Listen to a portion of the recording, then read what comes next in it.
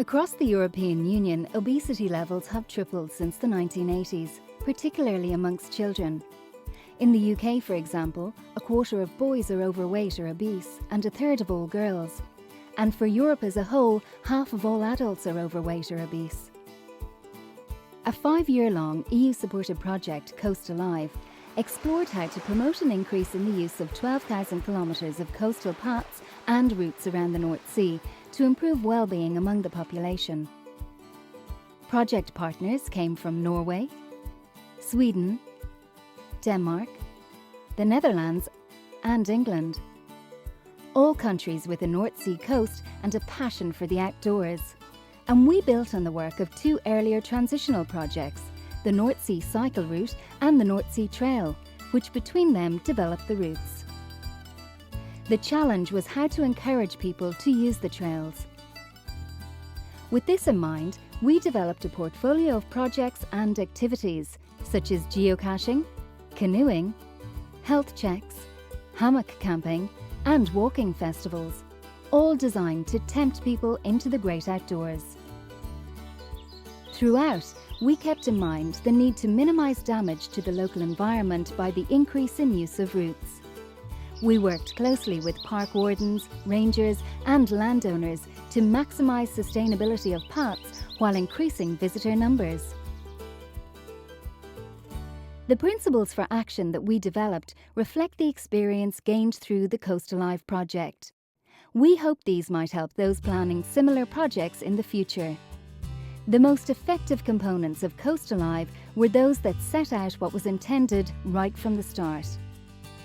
By taking a baseline measurement before the project, combining quantitative measures such as counting people on paths with qualitative measures such as holding focus groups or interviews, agreeing clear measurable objectives, setting measurements for achieving objectives.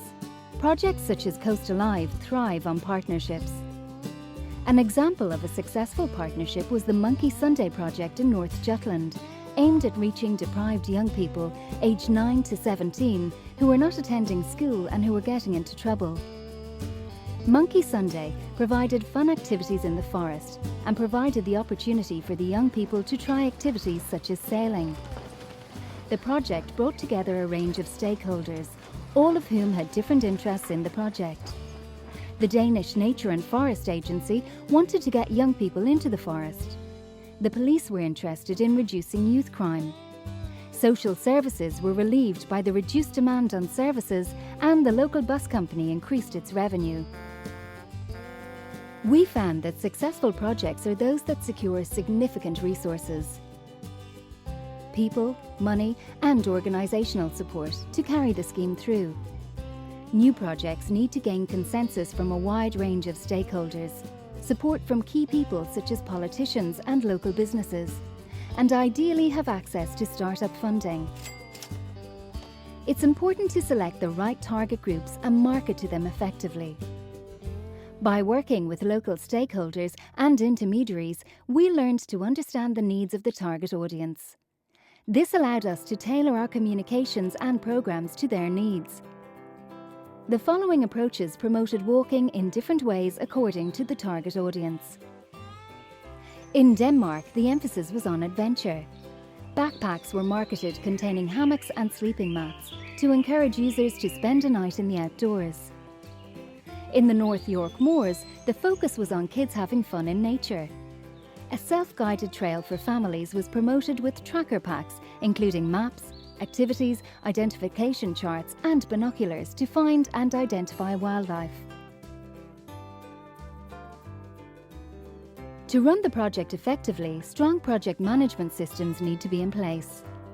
We recommend spending plenty of time on the pre-project planning phase, agreeing clear aims, objectives and timeframes at the outset, having face-to-face meetings with partners and ensuring the project remains flexible and adaptable. Effective project promotion is essential. We found it best to have a promotional strategy at all levels. At a strategic level, we engaged with partners to encourage them to join the project. And at a local level, we promoted events to encourage people to take part in the activities. Geocaching is one of the best examples of the use of digital technology to promote trail use. It involves hiding treasure in a secret location in the outdoors and encouraging outdoor enthusiasts to search for it using GPS devices or working on directions from a website. When the cache is found, the finder might take one of the items in it, such as a specially minted Coast Alive geocoin, and sign a sheet to say they found the cache. Coast Alive aimed to ensure the projects it developed were sustainable. We took various approaches to achieve this, including working with climate risk experts, business leaders, and natural heritage. Ensuring sufficient resources such as publications and websites were produced to keep the project alive.